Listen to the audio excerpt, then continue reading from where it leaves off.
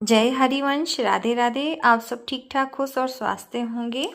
मोहिनी एकादशी की आप सभी को ढेर सारी शुभकामनाएं।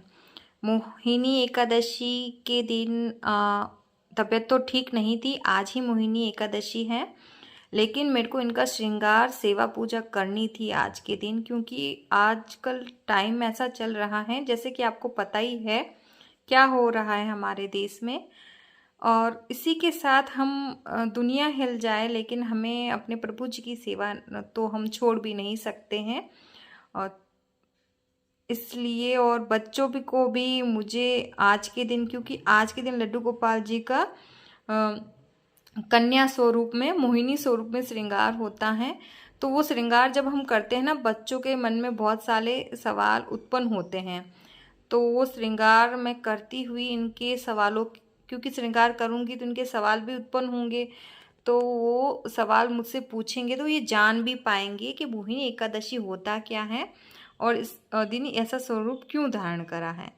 तो ये मैंने श्रृंगार दोपहर के वक्त करा है। सुबह के वक्त मैं नहीं कर पाई थी, मेरी तबीयत थोड़ी सही नहीं थी, मैं सो गई थी घर का काम करके।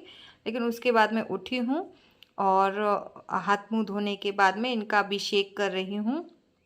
पंचामृत बनाया है और तुलसी इनके पास रखी है और राधा रानी का भी साथ में मैं श्रृंगार। अभी मैं इनको इस तरह के हल्के ड्रेस ही कॉटन के पहना रही हूँ, बाल राधा रानी और हमारे माधव किशोरी दोनों को, क्योंकि गर्मियों के दिन चल रहे हैं। वैसे तो मौसम ठंडा ही है, बारिश होने की अजीब सा ही मौसम हो गया है।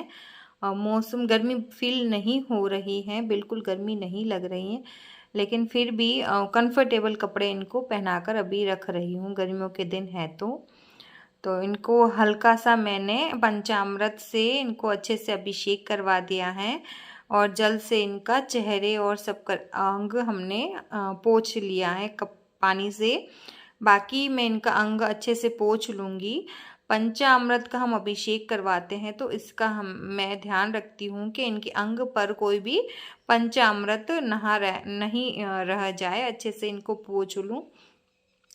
इसके बाद में मैंने इनका श्रृंगार शुरू कर दिया था। अभी मैं जो भी श्रृंगार करती हूँ मंदिर के जस्ट सामने ही बैठकर श्रृंगार करती हूँ, जिससे बच्चे इनका श्रृंगार देखें और इनका श्रृंगार करना भी सीखें और अच्छे से इनका श्रृंगार हो भी पाए। तो देखिए, इनको मैंने ग्रीन कलर की पोशाक धारण करवाई है, जो कि बहुत प्यारी लग रही हैं।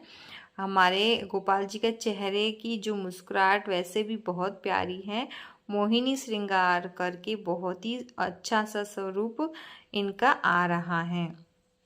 इस पोशाक में चुनरी भी, इनकी ओढ़नी भी हरे कलर की है और जो साइड में लेस हैं वो ही सिर्फ लाल कलर की हैं।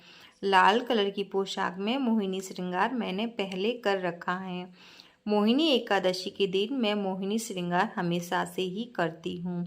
मोहिनी एकादशी के दिन जब हम जो ये श्रृंगार करते हैं ना, हाथों में जो अमृत का कलश होता है, वो इनका श्रृंगार के साथ वो कलश अमृत स्वरूप माना जाता है और उस कलश को हम अपने मटके में डाल दें तो पूरा मटका अमृत का जल हो जाता है। कोई बीमारी वगैरह हमें नहीं लगती हैं, अच्छा माना जाता है, कहने का मतलब है।